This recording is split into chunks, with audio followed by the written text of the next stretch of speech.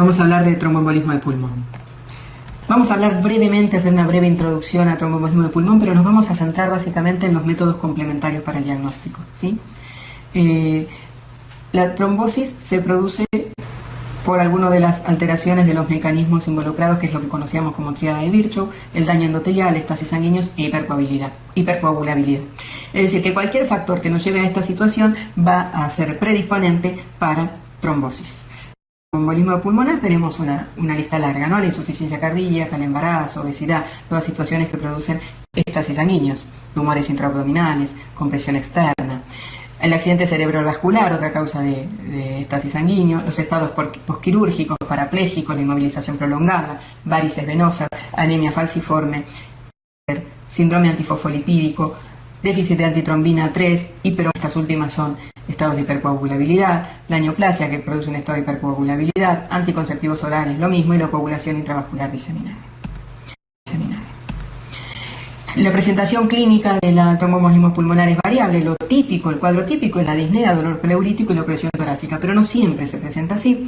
Puede presentarse con tos, con hemoptisis, fiebre leve, dolor tipo anginoso, palpitaciones, edemas con signos de falla cardíaca derecha, síncope o presíncope en las formas más graves. El examen físico suele ser muy inespecífico, puedo ver un paciente taquicárdico, taquipnéico, puedo encontrar algunos crepitantes pulmonares, la fiebre, un segundo ruido aumentado. Puedo encontrar signos de trombosis venosa profunda, que puede ser el origen de ese tromboembolismo de pulmón, y ritmo de galope derecho. Vamos a hablar directamente del diagnóstico. Cuando yo pienso en tromboembolismo de pulmón, necesito saber cuál es la chance clínica de que esto sea realmente un tromboembolismo de pulmón, ¿sí? Lo que conocemos como saber si es alta probabilidad clínica de tromboembolismo de pulmón, porque esto me va a marcar qué estudios complementarios voy a elegir. En esta diapositiva ustedes tienen esta tablita, que es la más aceptada, la que frecuentemente usada, donde se le da un valor a cada uno de los puntos, y si la suma de todos estos puntos es más de 4, hablamos de alta probabilidad clínica de tromboembolismo de pulmón. Estos ítems son signos y síntomas de trombosis venosa profunda, diagnóstico alternativo menos probable que tromboembolismo de pulmón, frecuencia cardíaca mayor a 100, inmovilización mayor a 3 días, cirugía en las últimas 4 semanas, tromboembolismo de pulmón previo o trombosis venosa profunda, hemoptisis o la presencia de cáncer. Están viendo un algoritmo para el estudio de tromboembolismo de pulmón. No es la única opción, hay muchísimos algoritmos, según donde uno lea va a encontrar algoritmos distintos. Lo que a nosotros nos interesa es pensar cuándo pedir cada estudio. El dímero D, el dosaje de dímero D por ELISA tiene un alto valor predictivo negativo. El dímero D es un producto de degradación de fibrinógeno, entonces en toda situación donde haya coagulabilidad va a haber dímero D elevado. Entonces, lo que es importante es el valor predictivo negativo, pero solo cuando la medición se hace por ELISA, no por látex, ¿sí?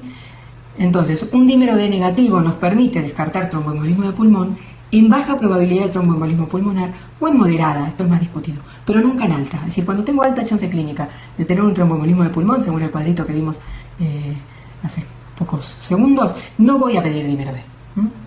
Entonces, un dímero D negativo, ante baja o moderada probabilidad de tromboembolismo de pulmón, me descarta tromboembolismo de pulmón. Si el dímero D es positivo, tengo que seguir estudiándolo, porque no hace diagnóstico, ¿sí? ¿Cómo lo voy a estudiar? Puedo hacerlo mediante un centellograma de ventilación-perfusión o mediante una tomografía helicoidal con protocolo para tromboembolismo de pulmón.